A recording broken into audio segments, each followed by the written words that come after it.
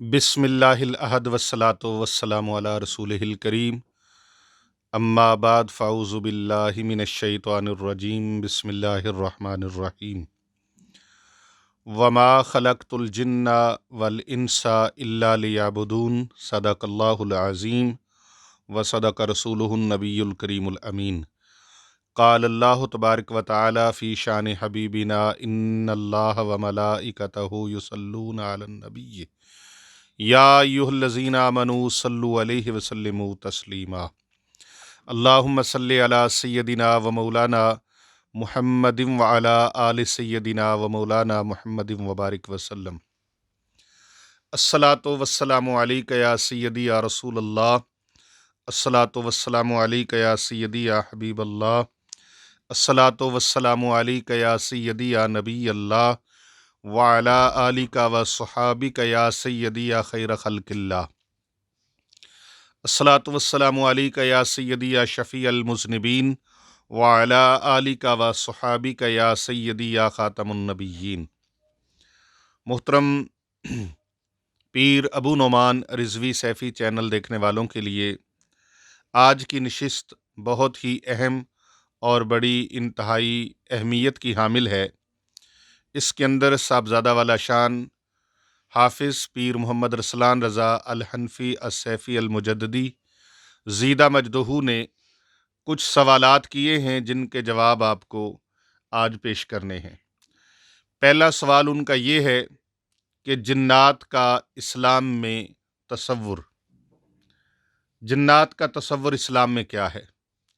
دوسرا، جنات کے وجود کے حوالے سے انہوں نے سوال کیا ہے، اور تیسرا سوال ان کا جنات کی اقسام کے حوالے سے ہے، جنات کی اقسام اور ان کے طبقات۔ ہم نے جو اللہ رب العزت نے ہمیں عطا فرمایا ہے وہ ہمارے پاس لاریب کلام ہے اللہ تعالیٰ کا۔ یہ لاریب کلام قرآن مجید، فرقان حمید، برہان رشید۔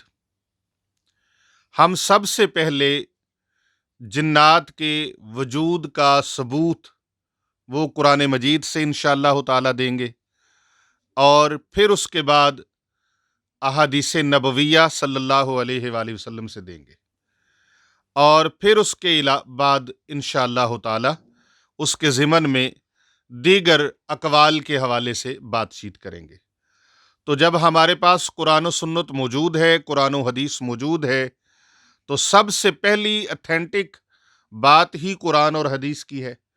تو قرآن اور حدیث سے جو چیز ثابت ہے اس کو پھر چاہے ساری دنیا غلط کہتی رہے تو وہ دنیا اپنا وقار خراب کرے گی۔ جو قرآن و حدیث کے ساتھ ٹکرائے گا وہ پاش خود ہوگا، پاش ہوگا، اور جو ٹکرائے گا وہ خود گمراہی کی طرف چلا جائے گا۔ قرآن و سنت، قرآن و حدیث حق اور سچ ہے، اللہ کا کلام لا ریب ہے، اور اللہ کے پیارے حبیب صلی اللہ علیہ وآلہ وسلم کا فرمان بھی اٹل ہے۔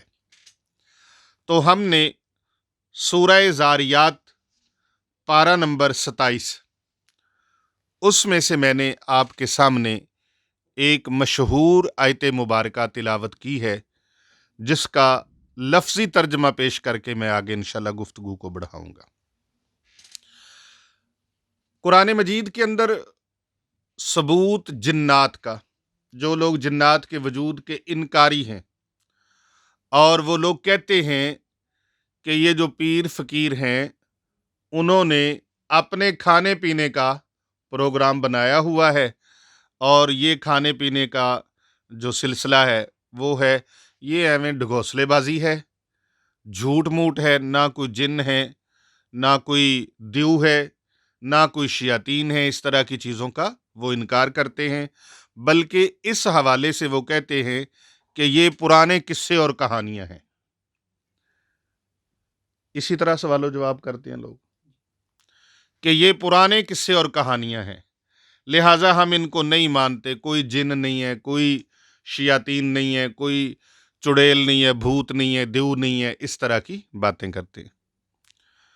تو کہیں جنات وغیرہ کا کہیں ذکر ہی کوئی نہیں ہے۔ بھئی جنات کا ذکر یہ میں نے سورہ زاریات کی پہلی آیت مبارکہ جو میں نے پڑھی ہے، تلاوت کی ہے، وہ آپ کے سامنے پہلا ثبوت آپ کے سامنے رکھا ہے۔ اللہ رب العزت فرماتا ہے، اب سن لیجئے کہ جنات کو مقام حاصل کیا ہے، جنات کی اہمیت کیا ہے، اور جنات کی اللہ کے ہاں اس کی اتھارٹی کیا ہے، اور ہمیں اتھارٹی بتائی کیا گئی ہے۔ اللہ رب العزت ارشاد فرماتا ہے، وَمَا خَلَقْتُ الْجِنَّ وَالْإِنسَ إِلَّا لِيَعْبُدُونَ، ہم نے دو عظیم مخلوقوں کو یعنی جنات اور انسانوں کو اپنی عبادت کے لیے پیدا کیا ہے۔ اللہ فرماتا ہے میں نے اپنی عبادت کے لیے جنات اور انسانوں کو خلق کیا ہے۔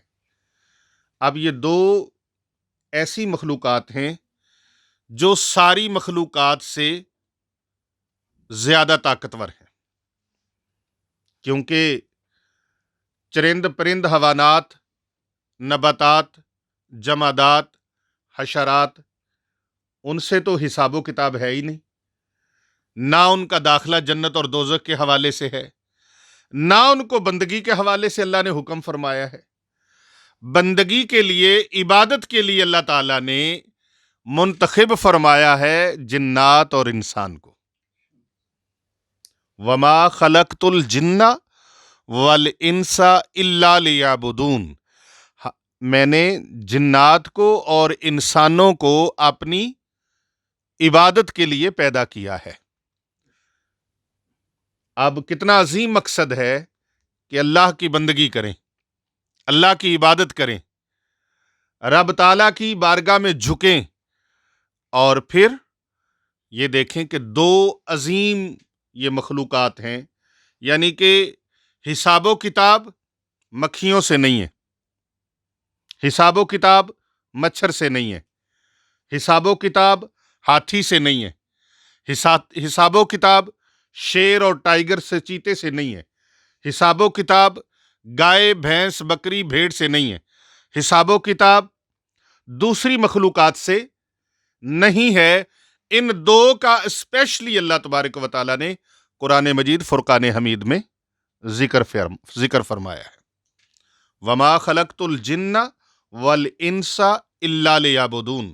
میں اس آیت مبارکہ کو میرا دل کرتا ہے بار بار پڑھوں، کیوں کہ یہ عبادت کی طرف اعلان کیا جا رہا ہے کہ یہ دو قومیں، یہ دو مخلوقات ایسی ہیں جو اللہ تبارک و تعالیٰ کی عبادت کے شرف سے، عبادت کی شرف سے، عبادت کے مقام و مرتبہ سے ان کو نوازا گیا ہے کہ تم اللہ کی عبادت کر کے اللہ کے ہاں مقرب ہو جاؤ۔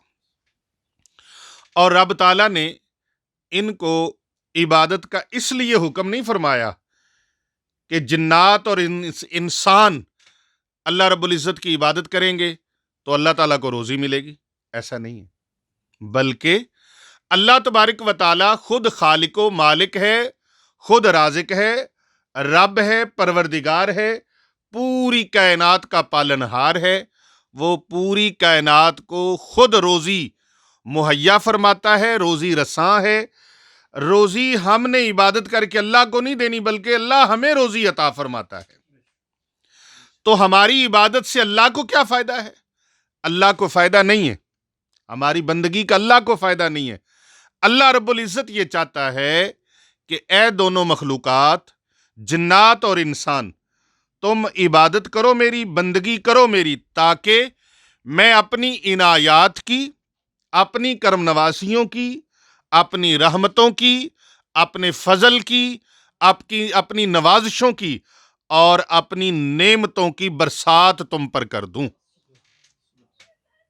اب ہم عبادت کریں گے اللہ تعالیٰ کی، تو اللہ تبارک و تعالیٰ کی نوازشات کی، اس کی کرم نوازیوں کی، اس کی نعمتوں کی اللہ تبارک و تعالیٰ ہم پر برسات فرما دے گا۔ عبادت کا حکم اللہ نے اس لیے ہمیں عطا فرمایا اور جنات کو عطا فرمایا۔ اب یہاں سے یہ تو ثابت ہو گیا کہ جنات کا قرآن مجید فرقان حمید کے اندر کیا ثبوت ہے۔ پھر دوسرے مقام پر اللہ رب العزت نے سورہ رحمان کے اندر اللہ رب العزت نے جنات کا یہاں بھی ذکر فرمایا، اور سورہ زاریات کی جو آیت مبارکہ میں نے آپ کے سامنے تلاوت کی تھی، آیت نمبر 56، اس کے تحت رب تعالیٰ نے یہ وعدہ فرما رکھا ہے کہ میں اپنی نعمتوں کے دریا تم پر نہ بہا دوں تو کہنا۔ یاد رہے کہ جنات اور انسان یہ آپس میں برابر نہیں ہیں، یہ آپس میں برابر نہیں ہیں، نہ ہی آپس میں یہ ہم پلہ ہیں، بلکہ انسان ہی تمام مخلوقات میں سے افضل ہے، اور یہ جو دو مخلوقوں کو اللہ نے عبادت کا حکم فرمایا، ان دونوں مخلوقوں میں افضل انسان ہے۔ جنات افضل نہیں ہیں، انسان افضل ہے۔ اسی کے سر پر رب کائنات نے انسان کے سر پر ایک تاج رکھا ہے، جس تاج کو اللہ رب العزت نے قرآن مجید فرقان حمید کی سورہ بنی اسرائیل کی آیت نمبر 70 میں اللہ نے بیان فرمایا ہے، وَلَقَدْ كَرَّمْنَا بَنِي آدم، ہم نے بنی آدم کے سر پر عزت کا تاج رکھا ہے، اکرام کا تاج رکھا ہے، ہم نے تکریم کا تاج بنی آدم کے سر پر سجایا ہے۔ اب یہ انسان کے سر پر رب تعالیٰ نے جو عزتوں کا تاج رکھا، اور قرآن مجید میں بار بار فرمایا گیا کہ انسان تیرے لیے آسمان و زمین کو تخلیق کیا گیا ہے، انسان ہی کے لیے یہ فرش زمین بچھایا گیا، انسان ہی کے لیے رب تعالیٰ نے آسمانوں کو بنایا، انسان ہی کے لیے اللہ تعالیٰ نے یہ جانور بنائے، شہد کی مکھیاں بنائیں تو شہد بنانے کے لیے ڈیوٹی لگا دی، انسان کے لیے شہد بناؤ، بھینس اور گائے بھیڑ اور بکری بنائی تو ڈیوٹی لگا دی کہ میرے بندوں کو دودھ فراہم کرو اور گوشت فراہم کرو، یہ پرندے بنائے تو انسان کے لیے، چاند سورج اور ستارے بنائے تو انسان کے لیے۔ تو انسان کے لیے رب نے پوری کائنات کو نعمتوں سے سجا دیا، کس کے لیے؟ انسان کے لیے۔ رات کو اپنے راستوں کا تعین کرنے کے لیے، سفر کرنے کے لیے، چاند اور ستاروں سے رہنمائی لینے کے لیے، اور دن کو اجالے بکھیرنے کے لیے انسان اپنے کام کاج میں مصروف عمل ہو، تو اللہ تعالیٰ نے سورج بنا دیا۔ رب تعالیٰ نے اس کے لیے پہاڑ بنائے تو میدان بھی بنائے، سبزہ بنایا، دریا بنائے، اور ندی نالے اور چشمے اور پہاڑوں کو چیر کر ان سے چشمے جاری کر دیے رب تعالیٰ نے۔ تو یہ سارا کچھ کس کے لیے بنایا؟ انسان کے لیے۔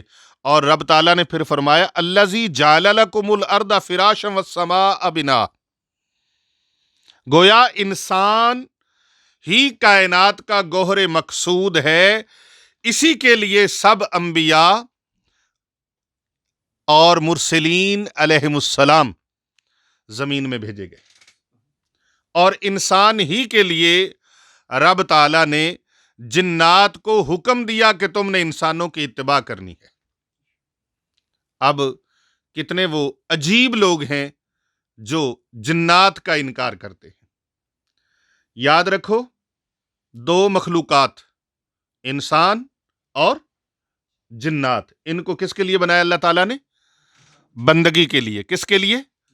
بندگی کے لیے۔ کس کے لیے؟ بندگی کے لیے، عبادت کے لیے۔ اور ان دونوں میں سے افضل کون ہے؟ انسان۔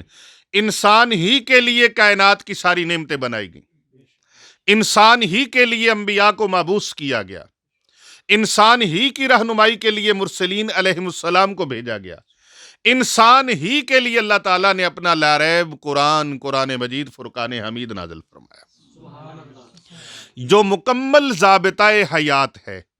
تو جس چیز کو قرآن مجید فرقان حمید بیان کر دے، یاد رکھو قرآن پاک کے ایک حرف کی طاقت، ایک لفظ کی طاقت، ایک حرف کی طاقت اتنی ہے کہ جس نے قرآن مجید فرقان حمید کے ایک حرف کا، ایک لفظ کا انکار کیا، قیامت والے دن پھر لگ پتا جائے گا۔ آپ پورے کا پورا انکار کر رہے ہو کہ یہ جنات، یہ پیروں فقیروں کی بنائی ہوئی کہانیاں ہیں، پرانے قصے کہانیاں ہیں، یہ کھانے پینے کے پروگرام بنائے ہوئے ہیں، اور یہ اس طرح ہے، اور یہ دھوکے بازیاں ہیں، یہ فراڈ بازیاں ہیں۔ بھئی تم بات کہاں سے کر رہے ہو جس کو بیان اللہ کا قرآن فرما رہا ہے؟ اللہ اکبر۔ اور ان دو عظیم مخلوقوں میں سے پھر برتری کس کو دی؟ انسانوں کو۔ پوری کائنات میں دو مخلوقوں کو برتری ملی، جنات کو اور وہ جو ممتاز شرف ہے وہ کیا ہے؟ وہ بندگی کا ہے، کہ بندگی کسی اور کے لیے نہیں ہے، بندگی انسانوں اور جنات کے لیے ہے۔ اور انسانوں اور جنات میں سے عظیم کس کو کیا؟ انسان کو، اور جنات کو اس کے تابع کر دیا۔ یہ تو اسلام میں تصور ہو گیا نا، قرآن مجید کے اندر ہمیں ثبوت مل گیا جنات کے حوالے سے